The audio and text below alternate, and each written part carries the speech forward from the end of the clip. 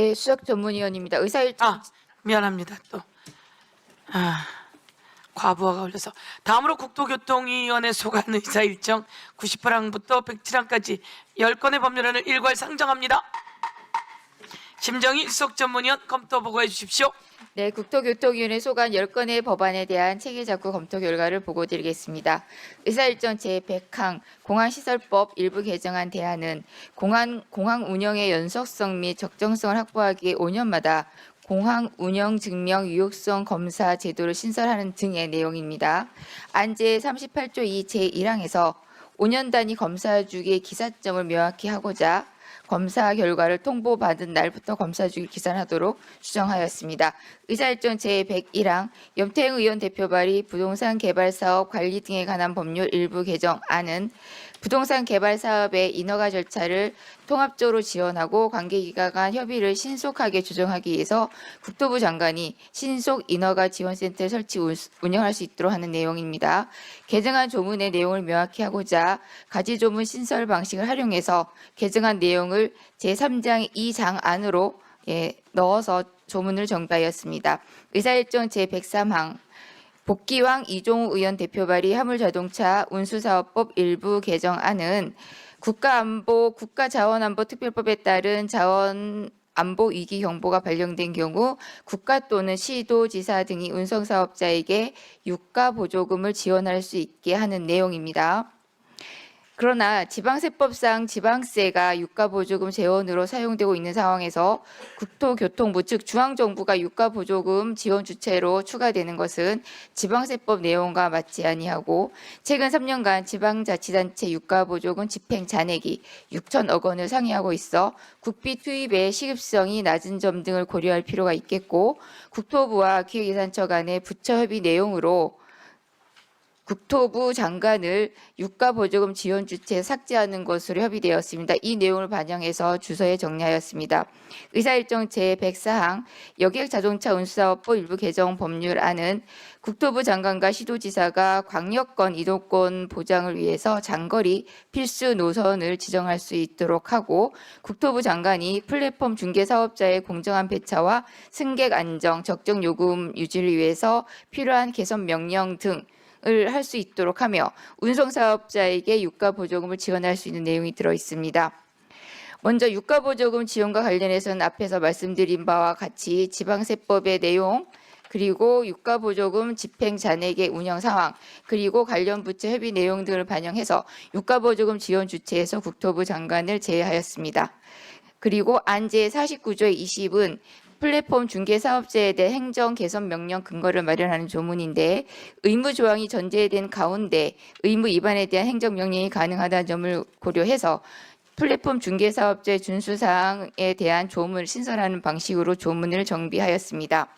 의사일정 제106항 택시 운정 사업의 발전에 관한 법률 일부 개정안 대안은 현재 서울시에만 적용되고 있는 법인 택시 주 40시간제를 서울의 지역에 한하여 2028년 8월 19일까지 추가로 유예하면서 그 이후에 적용 여부 및 사업구역은 추후 이 법률로 정하도록 명시하는 한편 사업자가 보유한 면허 대수의 40% 내에서는 주 40시간제 예외를 인정하는 등의 내용입니다. 내용 수정은 없고요. 안제 11조의 2에 조문 내용을 명확하기 위해서 항호목 등을 넣어서 조문 정리를 하였습니다. 그리고 의사일정 제107항 항공안전법 일부 개정안 대안은 항공안전확보를 위해서 자격증명, 전문교육기관 지정 등의 유효기간 또는 유효성 검사 제도를 신설하는 등의 내용입니다. 체계작구를 검토한 결과 안제 38조 제1항 제2호의 경우 종래 인정되던 전문교육기관 이수자의 시험심사 면제 제도가 폐지됨에 따라 기존의 교육과정을 이수하거나 현재 교육과정에 있는 사람의 신뢰 이익을 침해하는 문제점 등이 있어서 부칙의 적용례를 규정하였습니다. 나머지 두 개의 지적사항에 대해서는 서면으로 제시하겠습니다. 의사일정 제98항, 제99항, 105항은 경미한 자구 수정이 필요하다고 보았고 의사일정 102항은 별다른 문제점이 없다고 보았습니다. 이상 보고를 마치겠습니다. 수고하셨습니다. 법률안 심사를 위해 홍지선 국토교통부 2차관님, 네, 그리고 최영욱 행정중심복합도시건설청 차장님, 예, 두 분 출석하셨습니다. 김윤덕 국토교통부 장관은 대통령 순방 동행으로 차관께서 대리 출석하셨고, 강주엽 행정중심복합도시건설청장도 해외 출장으로 차장이 대리 출석하였다고 합니다. 자, 이 안건들에 대해서 대체 토론하실 위원님 계십니까? 예, 대체 토론하실 위원님들 안 계시면 의결하도록 하겠습니다. 예, 여지껏 안 드시더니 그래서 예, 네, 그래서 예, 위원님 하시고 나면 의결하도록 하겠습니다. 예, 이성윤 의원님 토론해 주십시오. 국토부 차관님, 네, 제가 오늘 제 지역구가 전주인데요. 전주에 가면 늘 택시에 내리면 택시 기사님들이 민원을 받고 또 걸어가면 시민들의 민원을 많이 받습니다. 그 첫 번째 민원이 뭐냐면 비가림막 지붕, 보일러실, 법규위반 경미한 법규위반 건축물 여기에 대해서 언제 법안이 개정되고 언제 국토부에서 시행령을 준비하는 걸 알고 있는데 언제 시행되느냐라는 질문하는 분들이 참 많습니다. 올 작년 7월에 신속 국정과제로 채택된 바 있지 않습니까? 차관님 혹시 진행상 알고 계십니까? 지금 담당 국장으로 하여금 세세한 설명 사항에 대해서는 좀 답변 드리도록 하겠습니다. 그래요? 양해해 주신다면. 그러면 그 부분을 설명을 해주시고요. 하나만 더 여쭤보겠습니다. 신규 택시를 인수하게 되면 양수 전에 교통공단에서 40시간 교육을 받는다고 그럽니다. 네, 또 양수 후에도 또 시행 규칙에 따라서 16시간 교육을 받게 돼 있어요. 그것도 좀 그렇고 저는 아무리 국토부에서 안전이라는 이유로 교육이 필요하다 하더라도 특히 교통법규를 한 번이라도 위반하면 5년간은 매년 교육을 받아야 되고 또 10년까지는 경련으로 2번을 더 받아야 되니까 10년간 무려 7번의 교육을 받아야 된다는 겁니다. 안전도 좀 이해가 되지만 사업용 자동차 운전자 약 80만 명 정도로 예상이 되는데 이분들에 대해서만 특별히 이렇게 매년 10년간 교육을 받게 할 필요가 있는지 이분들이 다른 자동차 운전자에 비해서 너무 과도하게 이분들은 특히 이제 하루하루 벌어서 먹고 사는 사람들이기 때문에 교육받는 것이 되게 부담으로 생각합니다. 이런 부분에 대해서 좀 전향적으로 안전과 물론 균형점을 찾아야 되겠지만 개선 방법이 없는지 좀 방법을 찾아주십시오. 네, 그 교육사항에 대해서는 무사고 운전자에 대해서는 교육을 일부 면제해 주는 사항도 적극 검토를 하고 있습니다. 무사고 운전자를 하더라도 네, 1분 더 드리세요. 하더라도 5년간은 매년 교육을 받고 또 그 후에는 경년에 한 번씩 교육을 받게 하는 게 과연 다른 국민들과에 비해서 너무 과도하게 교육을 받게 하는 거 아니냐. 왜냐하면 벌점 주거나 또는 과징금을 과징금을 물리는 건 맞는데 이렇게 10년간 교육받게 하는 것은 자기들을 뭔가 약간 불평등한 점이 있지 않느냐 이런 불만 소리가 참 많이 있습니다. 그래서 무사고 무벌점 운전자에 대해서 교육을 줄여주는 건 제가 이해하는데 벌점을 받은 운전자라 하더라도 그 부분이 좀 과도하다는 민원이 많이 있으니까요. 다시 한번 그 부분 좀 검토를 해서 제가 봐도 10년은 너무 과한 것 같습니다.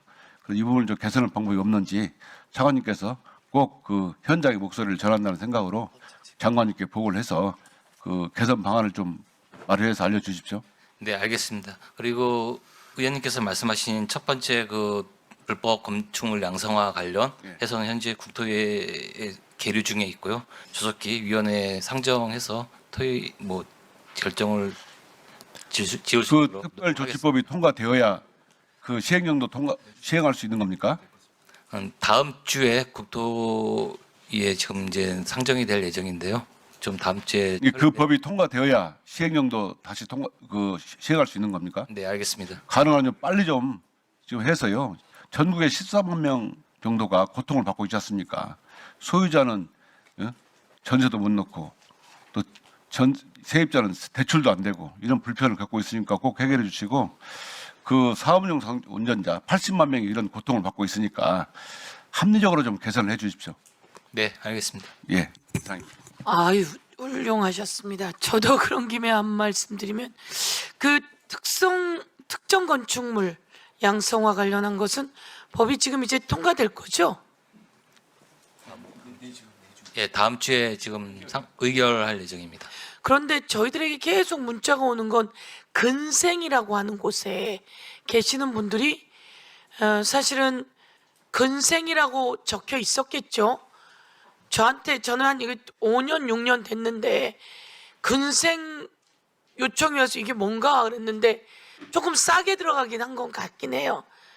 그러니까 근생이라고 찍혀 있는 걸 받고 싸게 들어가고 뭐 심리가 좀 싸도 들어갈 수 있는 거고 못 보고 들어간 사람들도 많고 그 뻔하게 근생에다가 집을 만들어 놓고 근생 빌라 여기 빌라 중에도 상가로 만들어질 부분에다가 집을 넣어가지고 분양했고 이 분양을 받은 사람들이 나오지도 못하고 들어가지도 못하고 평생 그 이행 강제금을 내야 되고 이러면서 고통스러운 얘기를 해왔는데 그동안 중간에 법이 바뀌면서 영원히 이행 강제금을 물어야 되는데 이번에 법 과정 속에서 근생은 또 빠졌다고 하네요.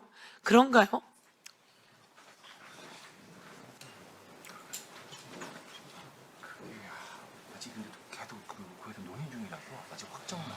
아직 확정은 안 됐고요. 계속 좀 논의 중에 있습니다. 잘 되셨네요. 그럼 확정이 안 됐으니 근생을 넣어서 해주세요. 저는 특정 건축물 위반 이렇게 해서 불법이라고 하지만 세상이 바뀌어서 어디는 40층, 50층, 60층까지 지으면서 조그만 집에 조그만 거 그것도 사기로 들어갔거든요. 이 빌라 지어놓고 빌라 왕이 분양했는데 들어가 보니 근생 상가 있는 곳에다가 뭘 부엌도 만들고 뭐도 만들었다는 거예요. 그래서 제가 이거 다 고치면 되잖아요. 그랬더니 고치면 그 집이 무너진답니다. 전세로 들어간 사람은 아까 우리 의원님 말씀처럼 보증보험이 안 돼서 보험도 못하고 그러면 소액 담보라도 소액 그 뭡니까 보증이라도 받고 나와야 되는데 그 빌라 주인은 몇백억 몇백 채 사기해서 깜빵 들어가서 나오지도 않는다 그럽니다. 우선순위가 될 수도 없고 이런 사람들이 많은데 근생은 화재 위험 때문에 어렵습니다 이렇게 이야기하더라고요. 제가 보기에는 우리가 주거 공간도 많이 필요하고 그 화재의 위험성만 제거한다면 이번 기회에 일괄 한번 털어주시는 게 필요하지 않을까 이렇게 생각합니다. 네, 위원장님이 말씀하신 사항에 대해서 저희 국토위에서도 그동안에 수차례 논의를 해왔고요. 어쨌든 간 선의의 피해자가 최대한 발생하지 않도록 합리적인 결론을 내릴 수 있도록 저희가 노력을 하겠습니다. 예, 꼭 그렇게 부탁드립니다. 네, 신동욱 의원님 하시고 이제 마치겠습니다. 네, 의결하겠습니다. 네. 차관님 궁금해서 좀 물어볼 게 좀 있는데 지금 장기보유 특별공제 논란이 좀 있잖아요. 근데 지금 우리 국토부 내에서의 그 기본적인 장기 보유에 대한 생각이 좀 궁금해서 그러는데 이게 우리가 실제 거주하지 않고 일종의 투자를 그 목적으로 오랫동안 보유를 하면 집값이 많이 오를 것 아니겠습니까? 그러니까 투자를 목적으로 보유해서 집값이 많이 오른 경우에는 오히려 세금을 더 많이 부과해야 된다는 이런 이를테면 그 세금 철학도 있는 것이고 짧게 보유했으니까 세금을 더 적게 준다 뭐 이런 것도 있고 또 오래 보유했으니까 세금을 깎아줘야 된다는 그런 철학도 있을 수가 있잖아요 사실은 거죠. 그래서 이게 우리는 당연히 장기 보유했으면 세금을 깎아줘야 된다라는 그 철학 속에서 우리가 살아왔는데 지금 그거에 대해서 우리 국토부 내에서는 실제로 어떤 논의들 어떤 생각들을 가지고 있습니까? 네, 지금 의원님께서 말씀하신 것처럼 그게 이제 종합적으로 이제 부동산의 안정화를 위한 이제 대책 중에 하나로 이제 진행이 되어 왔는데요. 그때 부동산의 안정의 근본적인 대책이 이제 수도권 집중 완화시키는 거하고 이런 생산적인 경제 체제로 이제 전환을 시키는 것인데 이 생산적인 경제 체제로 전환시키는 것 중에는 이제 금융이라든지 세제라든지 공급 여러 가지 다각적 측면이 있습니다. 그래서 지금 말씀하신 세제도 이와 같은 이제 부동산 시장의 안정화에 대한 차원에서 우리 이제 재경부 세제를 담당하는 재경부를 중심으로 지금 다양한 방안을 검토 중있는데요. 아니요, 그런데 부동산의 안정이라는 게 가격 안정도 있지만 거래를 활성화시키는 것도 중요한 것이잖아요. 예, 맞습니다. 그 부분에 대해서 종합적으로 뭐 대통령 말씀이 계셨다는 걸 떠나서 네. 어떻게 판단하고 있습니까? 장기 보유는 추세적으로 좀 특혜는 장기 보유에 대한 그 세금은 그 혜택을 좀 줄여주는 게 맞다고 보는 의견이 많습니까? 그런 뭐 사회적인 지금 의원님께서 말씀하신 것처럼 어떤 것에 대한 뭐 특혜가 있을 수도 있고 또 반대로 생각할 수도 있기 그런 측면이 있기 때문에요. 그러면은 종합적으로 검토를 좀 해 나가도록 하겠습니다. 예, 아직까지는 지금 네, 종합적으로 검토 중에 있다는 말씀드리겠습니다. 예, 수고하셨습니다. 그러면 의사일정 제102항의 법률안은 원안대로 의결하고자 하는데 이의 없으십니까? 가결되었음을 선포합니다. 다음으로 의사일정 제98항에서 101항까지 103항에서 107항까지 법률안 전문위원이 수정한 부분은 수정한 대로 그 외 부분은 원안대로 의결하고자 하는데 이의 없으십니까? 가결되었음을 선포합니다. 예, 옹지선 차관님, 최영욱 차장님, 아까 제가 말씀드린 그거는 꼭 살펴주십시오. 네. 예, 누가 불법이나 이런 게 아니라 시대 속에서 나온 그 아픔이고요. 예, 작은 전세, 큰 돈도 아닌 속에서 생명까지 던질까 하는 이 수많은 사람들이 끊임없이 저에게 문자를 보냈는데 아마 많은 분들이 받으실 겁니다. 그래서 이번에 개정하시면서 같이 근생도 같이 살펴주시면 좋겠습니다. 예, 이석하셔도 되겠습니다. 다음은 법사위죠.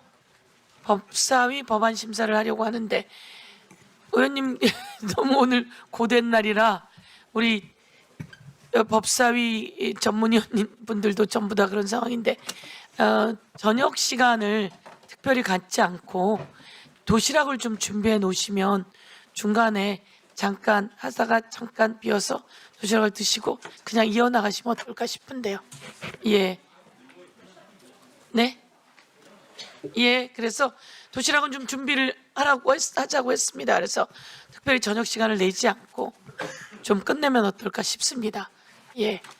그러면 아까 의원님 의견들대로면 법사위 법안을 심사하면서는 뭐 토론 안 하실 분이 있으면 그냥 지나가고 토론을 다 하시겠다고 하면 5분씩 아니면 3분씩 토론을 고유법은 5분입니까? 예, 그러면 5분으로 해서 그렇게 토론을 하기로 하겠습니다. 그래도 그 사이에 의견이 달라지시면 해주시고요. 예, 다음은 법안 심사 제1소위에서 의결한 법안을 심사하도록 하겠습니다. 의사일정 제108항부터 제122항까지 15건의 법률안을 일괄하여 상정합니다. 김영민 법안심사 제1소위원장님 나오셔서 심사보고 해주시기 바랍니다. 법안심사 제1소위원장 김용민 의원입니다. 법안심사 제1소위원회에서 심사한 15건의 법률안에 대한 심사 결과를 보고 드리겠습니다. 먼저 한정혜, 장경태, 유상범, 박균택, 서왕진 의원이 각각 대표 발의한 범죄 수익 은닉의 규제 및 처벌 등에 관한 법률 일부 개정 법률안은 각 법률안의 내용을 통합 조정하여 위원회 대안으로 제안하기로 하였습니다. 주요 내용은 첫째, 독립몰수 및 독립추징 적용 대상 범죄, 보이스피싱, 인터넷 불법 도박, 마약 범죄, 아동 청소년 성착취물 관련 범죄, 디지털 성범죄, 헌정질서 파괴 범죄 등을 규정하였습니다.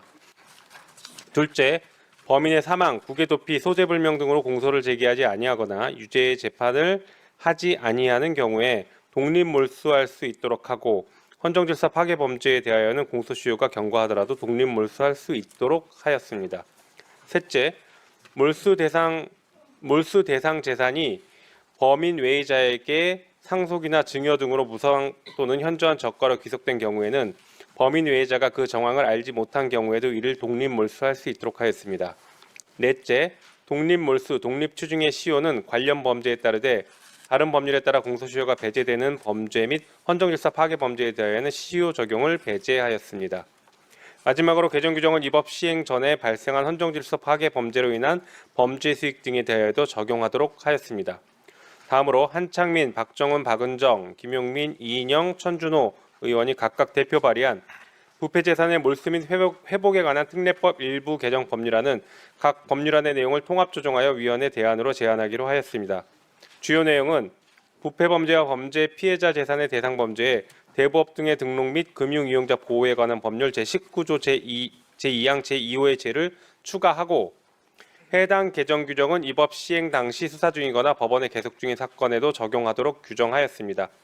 마지막으로 김기표 의원이 대표 발의한 전자장치 부착 등에 관한 법률 일부 개정 법률안은 보호관찰소장이 전자장치 피부착자의 전자장치 효용 저해 등을 수사하기 위하여 필요한 경우 수신자료 열람 등을 할 수 있도록 하고 1:1 전담 보호관찰관의 지정 대상을 전체 연령에 대해서 성폭력 범죄를 저지른 피부착자로 확대하는 내용으로 원안 의결하였습니다. 보다 자세한 내용은 위원님 노트북에 게재된 자료를 참고해 주시기 바랍니다. 이상 보고를 마치겠습니다. 예, 김용민 소위위원장님을 비롯한 법안심사 제1소위 위원님들 수고 많으셨습니다. 수고하셨습니다. 다음은 안건에 대하여 토론할 순서입니다. 토론 시간은 여야 간사분들의 합의로 5분으로 하겠습니다.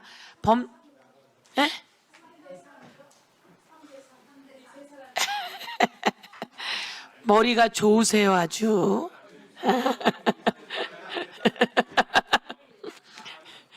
예, 어떻든 의견 또 중간에 주고 받으시고요. 우선은 이제 또 여기 이쪽에 안 하겠다는 분들도 계시고 그러셨어요. 예. 머리가 좋으세요. 예. 법률안 심사를 위해 정성호 법무부 장관님 예 오셨습니다. 기우종 법원행정처장 권한대행께서도 출석하셨습니다. 예. 토론으로 이제 들어가려고 하는데요.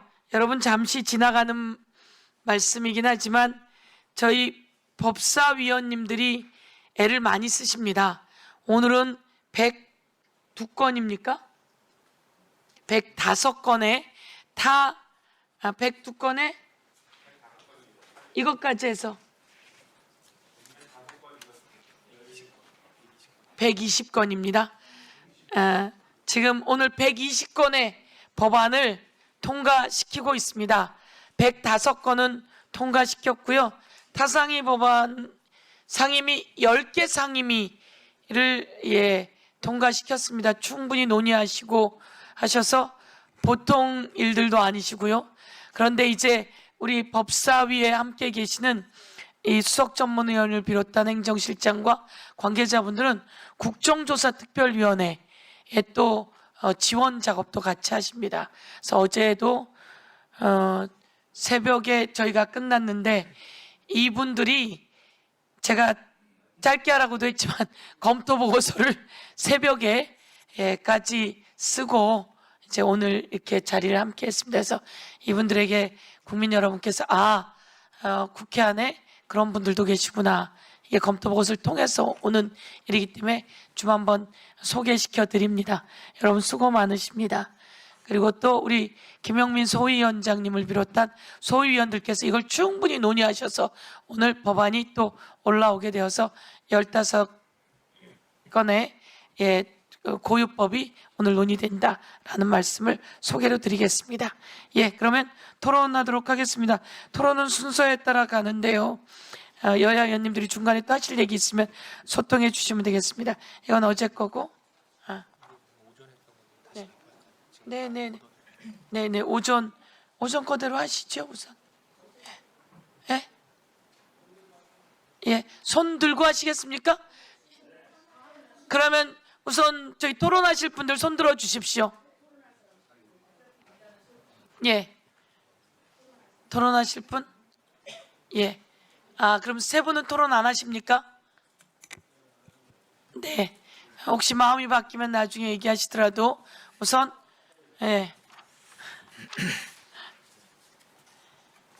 오늘은 토론 순서대로 가도록 하겠습니다.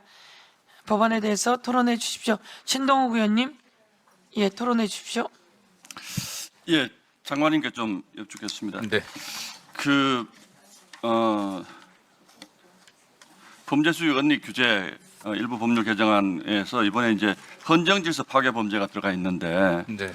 이게 앞에서 보면 보이스피싱, 인터넷 마약 굉장히 구체적인 이제 물론 법안 내용이 이제 특히 이제 형벌은 구체적으로 돼야 되는데 이제 헌정질서 파괴라는 것이 뭘까라고 제가 챗 GPT한테 물어봤더니 우리 헌법의 기본적인 시스템을 파괴하는 행위를 얘기한다면 뭐 쿠데타 같은 건 당연히 들어가 있는 것이긴 한데 이게 너무 추상적이어서 뭐 이런 것도 있더라고요. 그 우리 챗GPT의 대답에는 우리 삼권 분립을 되면 뭐 무시하는 행위 이런 것도 헌정 질서 파괴에 해당한다는 게 있어서 그러면 제가 보기에는 지금 민주당이 추진하고 있는 소위 이제 사법개혁에서 이제 저희 입장에서 보면 삼권 분립을 파괴하는 행위다 이런 것들도 지금 들어 있거든요, 사실은. 그래서 이게 헌정 질서 파괴 이런 것들이 과연 몰수재산에 관한 그 법안에 이런 추상적인 표현이 들어가는 게 적당합니까? 우리 장관님 어떻게 보세요? 네, 기본적으로 법률에 어떤 개념적인 규정들을 명확히 두는 게 좋긴 한데 일반적으로 뭐 헌정질서 파괴라고 하면 내란 외환죄, 또 외환유치죄, 이적죄 우리 그 형법상에 나오는 그런 정도가 해당되지 않을까 하는 생각을 합니다. 네. 아니 근데 구체적으로 이게 없는데 생각되지 않을까 합니다. 그러면 그거 누가 결정을 합니까? 그거는 뭐 그 수사하는 기관에서 저건 헌정질서 파괴인데 그러고 수사해서 기소하면 그거 해야 되는 거 아닙니까? 어쨌든 그 환수하려고 뭐 그 법원에 그 몰수 추징 절차라든가 이렇게 그 절차를 밟아야 되지 않겠습니까? 그런 과정에서 저는 뭐 내란 외환 또 이적죄 외환 주죄 이런 정도로 특정되지 아니 또 시효도 없다 그러니까 그 시효도 없이 계속 그 재산 몰수할 수 있다는 것인데 이게 저는 이런 법을 만들어도 되는 건지 사실 잘 모르겠습니다. 그래서 여쭤보는 겁니다. 아니 뭐 저는 뭐 특별히 이게 광범위하게 일어날 수 있는 그런 사안들이 아니고 과거 헌법재판소에도 공익상의 아니요, 뭐 필요가 있는 경우는 뭐 할 수가 있다고 되어 있었기 때문에 아니 솔직히 말씀드리면 제한적으로 해야 이게 될것 지금 같습니다. 계엄 상황 때문에 선언적으로 무슨 그런 법안을 이렇게 넣어놓은 것 같은데 이게 형벌에 관한 법안을 어떤 정치적인 이유로 이렇게 이런 단어들을 마구잡이로 집어넣는 게 과연 적절한지에 대한 장관님의 의견을 여쭙는 겁니다. 뭐 그런 정도입니다. 예. 네. 예, 아니 그러니까 지금 그러니까 말씀드린 것처럼 장관님 괜찮으세요 이거? 예, 이런 식의 예. 법이 막 만들어지는 것이 이게 확대될 위험성은 높지 않다고 아니요 봅니다. 그건 뭐 주관적인 말씀이시라 법률의 일반적인 일반적으로 네, 네. 그렇습니까? 예, 알겠습니다. 저 기우종 대행님, 예, 그 지금 김용 그 민주연구원 전 부원장입니까? 하여튼 그분이 대법 그 판결 전에 지금 보석으로 지금 나와 있는 상태잖아요. 그렇습니다. 근데 이게 저희는 이제 이런 경우에 보석으로 풀어준 것도 굉장히 이상하다라는 여론이 많았는데 지금 선거에 나오겠다고 지금 그러세요. 출마를 계속 언급을 하시는데 이게 대법원 판결 앞두고 보석으로 나오신 분이 출마하고 이게 보석 조건에 맞습니까? 어떻습니까? 제가 말씀드리는 적절치 않은 것 같습니다. 아니요, 뭐 왜 그 말?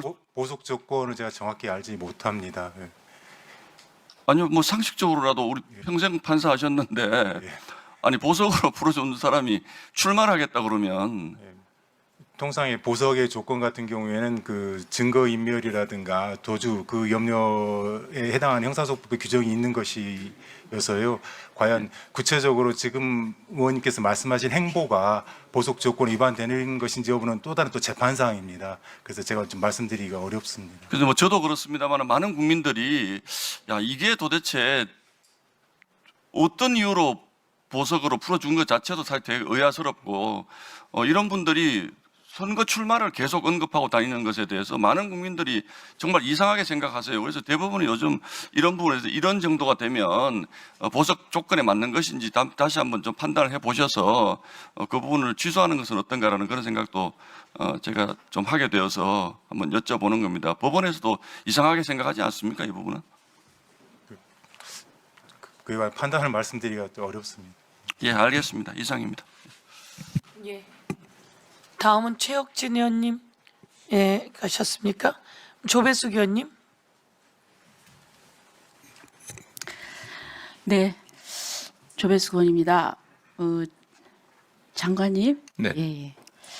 지금 이제 그 조작 기소 진상 규명을 위한 국정조사 진행되고 있죠. 예, 그렇습니다. 네, 지금 이제 이 그 국정조사가 출범한 거는 결국 공소 취소 목적이었는데요. 예.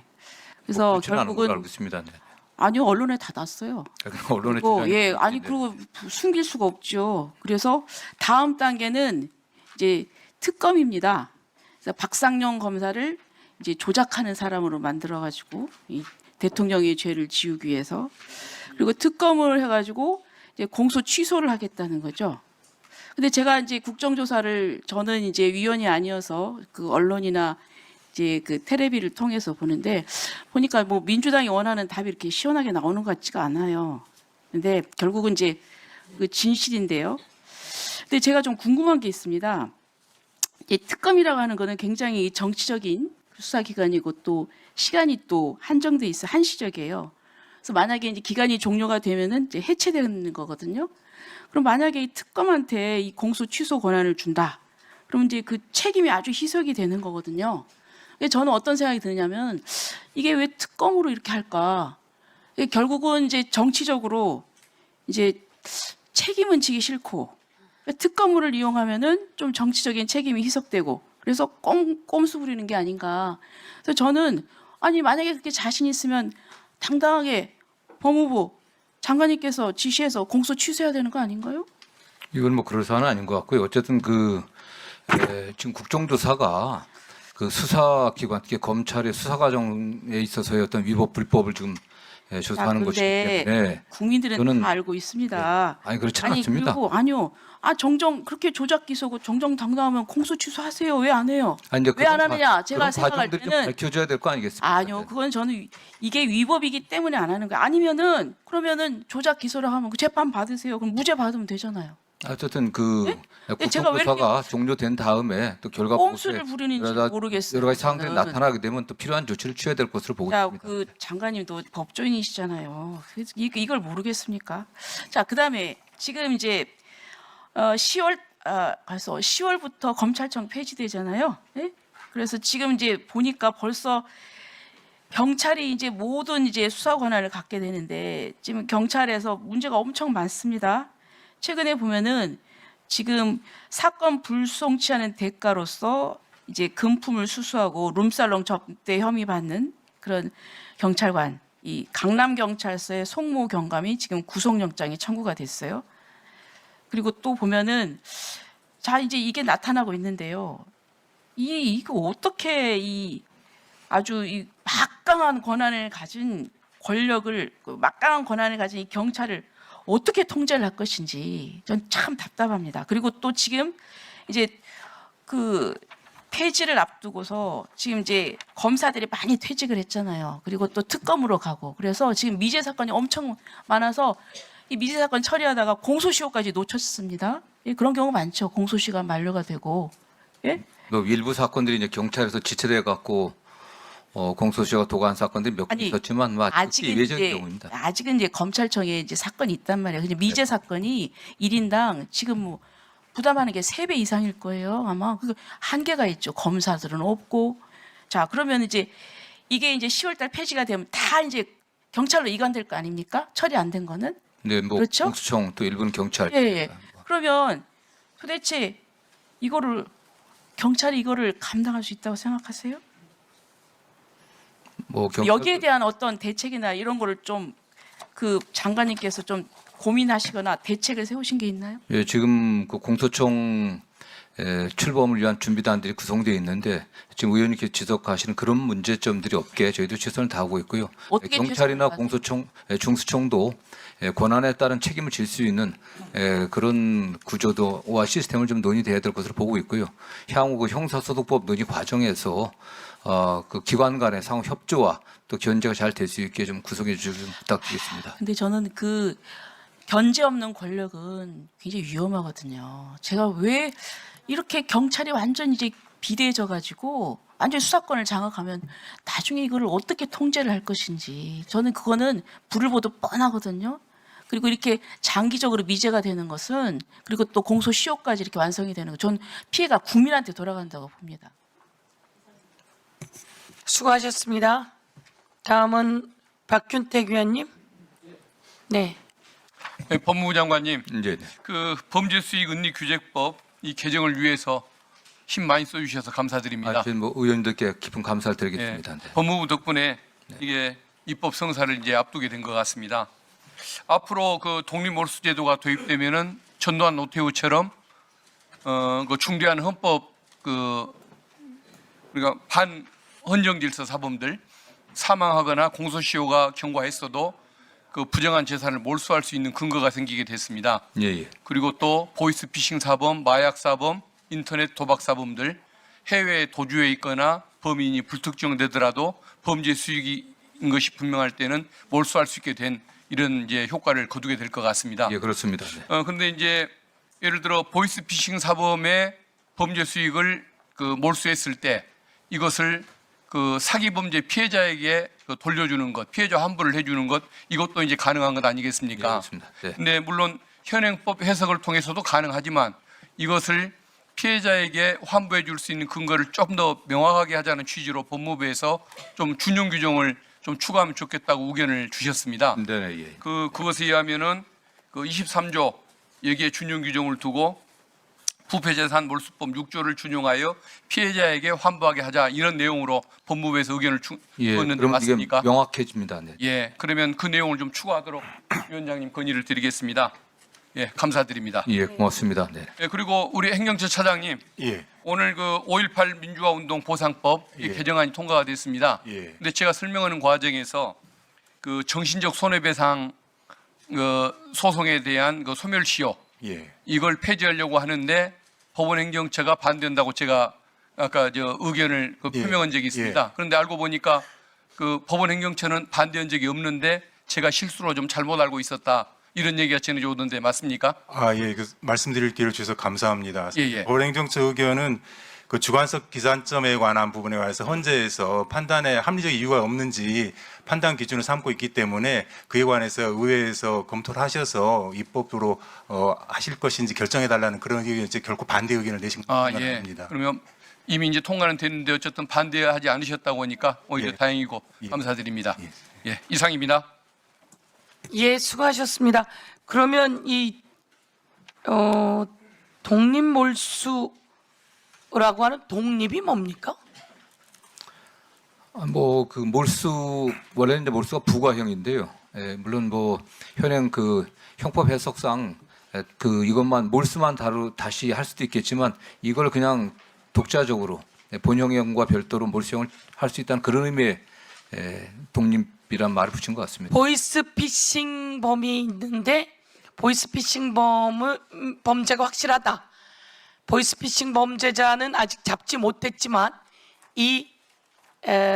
그 범죄 수익은 몰수할 수 있다. 이런 내용이신 거죠? 예, 위원장님 뭐 정확한 해석이십니다. 네. 예, 그래서 요 내용을 이제 국민들께 잘 모르셔서 오늘 되게 중요한 내용입니다. 되게 민생 입법이고 보이스피싱도 당했는데 해외에 있어서 소용없어요. 이렇게 항상 얘기하거든요, 경찰들이. 그래서 코리안 데스크를 만드셔서 해외에 나가서 잡아오기도 하셨고 이번에 캄보디아도 그렇고 곳곳에서 잡아오시는데 꼭 그렇게 해주시면 좋겠고요.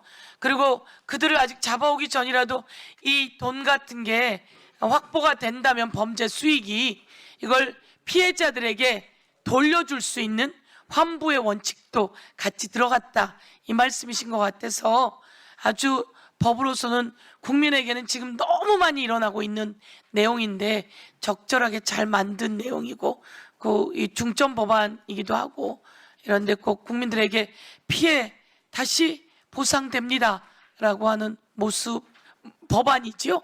예, 하여튼 뭐 여야 법사위원님들께 진심으로 감사드리겠습니다. 예, 여야 법사위원님들이 다 이거는 합의하셨습니다. 그래서 예, 민생의 법안이고 제가 사실 아는 어머님이 갑자기 돌아가셨길래 왜 그랬냐 그랬더니 보이스피싱 2천만 원을 당하고 내가 바보야 이러다가 오히려 자기 그 혈관이 터져서 돌아가셨다는 거예요. 그러니까 이 보이스피싱이 그냥 돈 잃는 걸 떠나서 사람 목숨도 잃고 가족도 잃고 가족도 아니 그걸 왜 쏘가 이러고 서로 싸우고 이런다는 겁니다. 그래서 이럴 때 꼭 범인도 잡아주시고 그 전에 돈은 먼저 몰수도 해주시고 몰수한 건 피해자에게 돌려도 주시고 그러는 계기가 되면 좋겠습니다. 예, 감사합니다. 네. 감사합니다. 다음은 김동화 위원님 토론해 주십시오. 네, 장관님. 조작 기소 국조특위 잘 보고받고 계시죠? 예, 그렇습니다. 네, 항상 문제가 되는 남욱, 유동규, 이화영, 김성태, 방용철, 안보수 등등 다 검찰에 협조했다라는 의심을 받고 있는 자들입니다. 검찰 수사 당시 이 사람들에 대한 공통점이 무엇인지 아십니까? 말씀해 주시면 바로 다 먼저 구속돼 있던 피의자 피고인들입니다. 그런데 왜 이 사람들이 검찰 조사에 협조하게 됐냐면 바로 검찰만이 유일하게 구속된 피의자 피고인들을 불러서 조사를 할 수 있기 때문입니다. 경찰 같은 경우에는 그 구치소에 직접 찾아가서 조사를 하는데 검찰만이 법의 명시적인 권한도 없음에도 불구하고 이 사람들을 불러서 구속된 피의자들을 불러서 대기시키고 조사하고 100번 이상 부르고 그런 식으로 조사를 이어가서 다 검찰에 협조하게 만든 거지 않습니까? 윤석열, 한동훈, 성경호 많은 정치 검찰들 사람도 문제지만 저는 제도에도 문제가 있다고 봅니다. 이런 부분 지금 법무부에서 좀 개선해야 되지 않겠습니까? 예, 의원님 지적 적절하십니다. 이게 검찰의 수사의 편의를 위해 갖고 이거 잘못 만들어진 그런 관행 같습니다. 반드시 시정돼야 될 것을 보고 있고요. 제도적 보완을 저희 하도록 하겠습니다. 네. 그리고 이게 단순히 정치 검찰의 정치 사건만이 아니라 예전에 부녀 막걸리 사건이었나요? 그 사건 경우에도 정말 우연하게 정말 천운으로 그 사람들의 강압적인 조사를 받는 장면이 CCTV에 찍힘으로 인해서 그 재심을 통해서 무죄가 밝혀지지 않았습니까? 이런 부분도 좀 투명하게 항상 모든 조사를 녹화를 하든지 아니면 구치소에 가서 조사하는 경우 그 구치소 조사 장소에 영상 녹화 장치를 설치하는 등 정말 다양한 방식으로 이렇게 검찰의 수사권을 뺏기는 수사권을 없애는 이런 개혁이 아니더라도 충분히 제도적으로 막을 수 있는 방안이 있었다라고 저는 생각됩니다. 네. 그런 부분에서 법무부가 너무 소극적으로 대응해왔던 게 아닌가 이런 생각 들고 매우 늦었지만 지금이라도 제도 개선에 앞장서 주시기를 부탁드리겠습니다. 예, 어쨌든 공소청, 중수청에 분리되면서 향후 수사 관행에 있어서도 또 획기적인 혁신적인 변화가 있어야 될 것을 보고 있고요. 의원님이 지적하신 그런 점들도 반영될 수 있도록 저희도 노력하겠습니다. 네. 네. 그리고 우리 기우종 대행님, 네.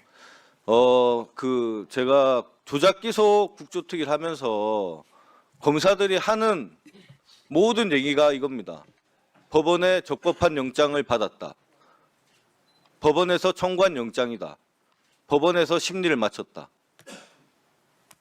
남욱, 유동규, 구치소에 이미 구속되어 있는 피의자에 대한 체포영장을 받아서 구치감이라는 곳에 2박 3일간 구속됐습니다.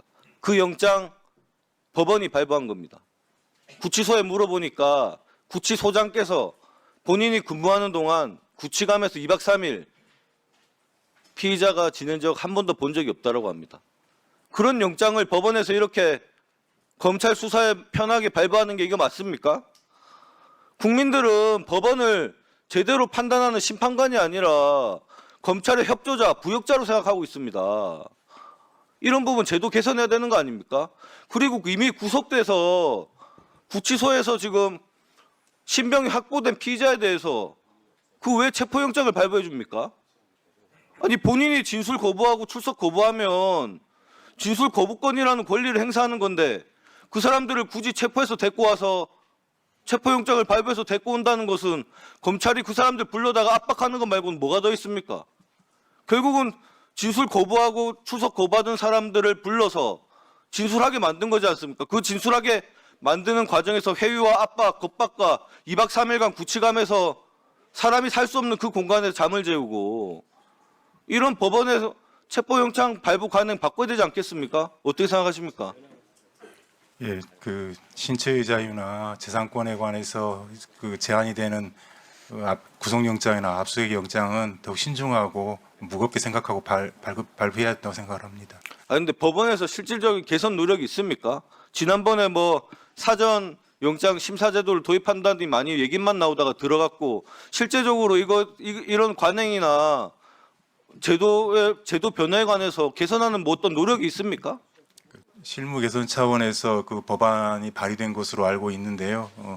저희가 실무 개선할 때 무슨 그 개선할 점이 더 찾아보도록 하겠습니다. 판사들 교육이나 이런 부분도 더 신경 써 주시고요.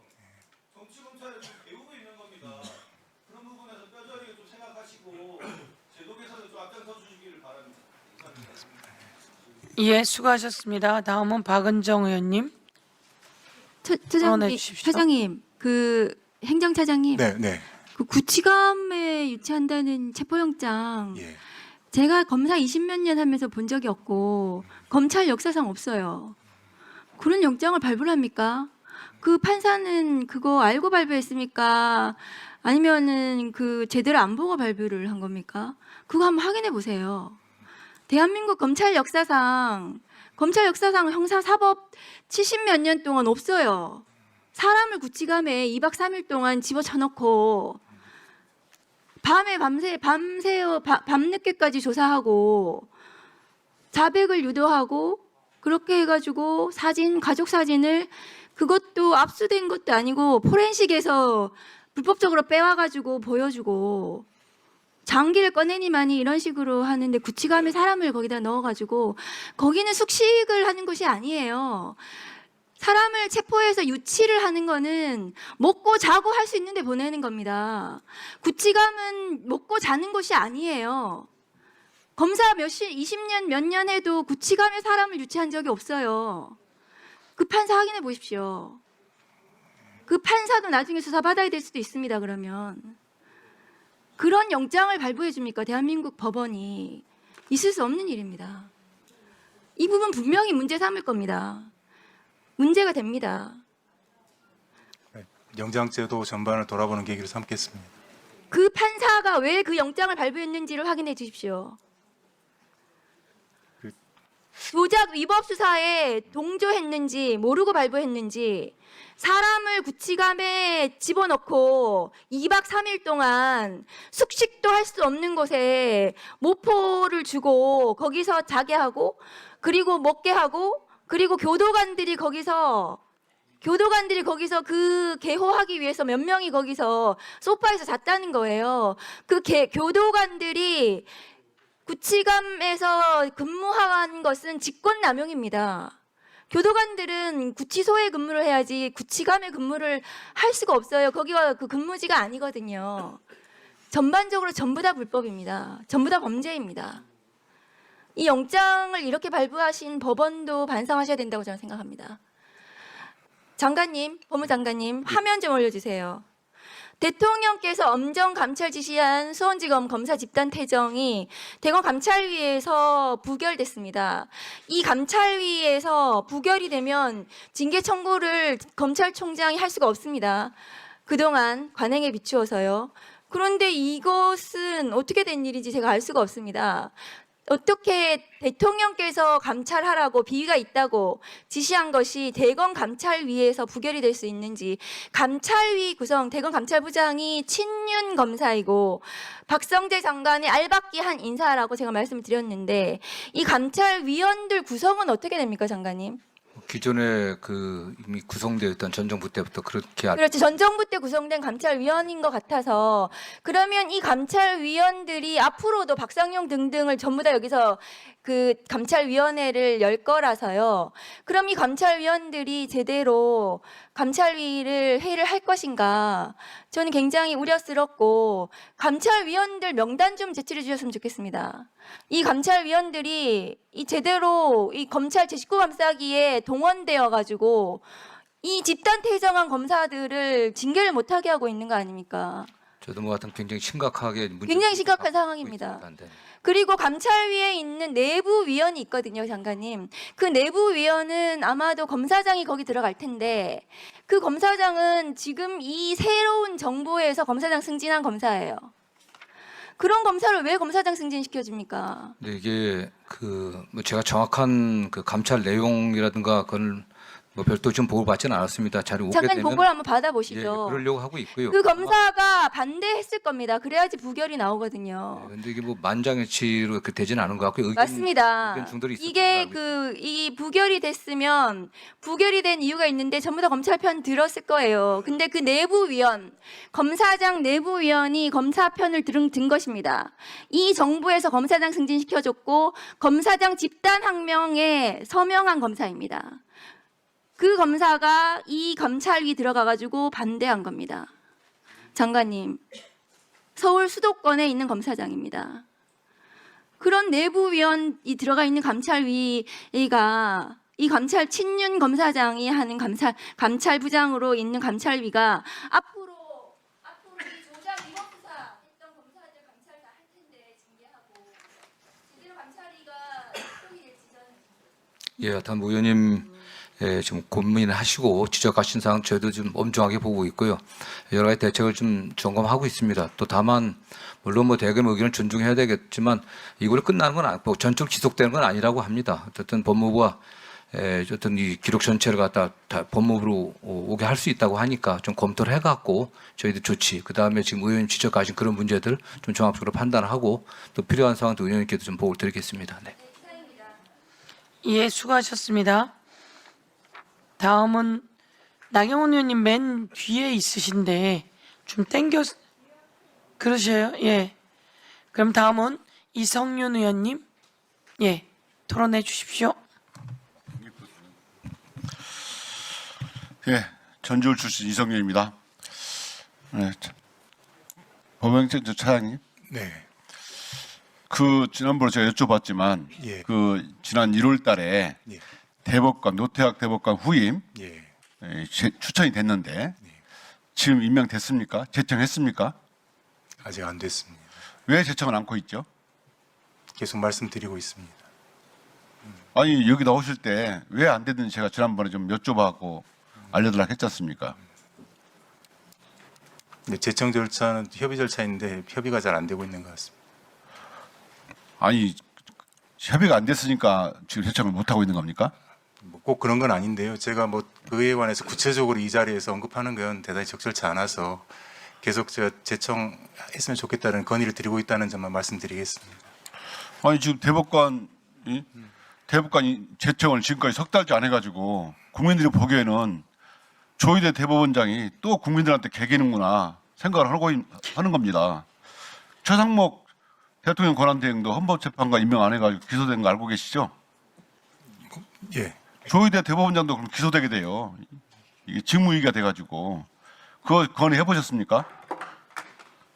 조희대 대법원장이 계속 불신을 받는 이유가 이겁니다.